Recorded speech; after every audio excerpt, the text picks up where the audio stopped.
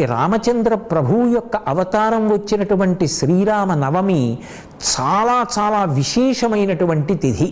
ఈ శ్రీరామ నవమి తిథిని సీతారామ కళ్యాణంగా చేస్తూ ఉంటారు. ప్రత్యేకించి మన ఆంధ్రదేశంలో భద్రాచలంలో రామచంద్ర ప్రభువు విలిసి ఉన్నటువంటి క్షేత్రం కనుక సీతారామ కళ్యాణం జరుగుతూ ఉంటుంది కనుక ఎనలేని ప్రఖ్యాతి ఏర్పడింది.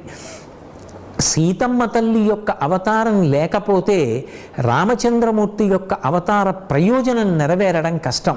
సీతమ్మ తల్లి అవతారం స్వీకరించింది కనుక శ్రీ మహాలక్ష్మి సీతమ్మగా వచ్చి నరకాంతగా ప్రవర్తించి పాతివ్రత్యాన్ని నిరూపించింది కనుక సీతాపహరణం చేసినటువంటి రావణాసురుడు ఆమె పాతివ్రత్యము చేత తేజోక్షీణం పొంది ఉన్నాడు కనుక రాముడు రావణ సంహారం చేసి ధర్మాన్ని నిలబెట్టగలిగాడు.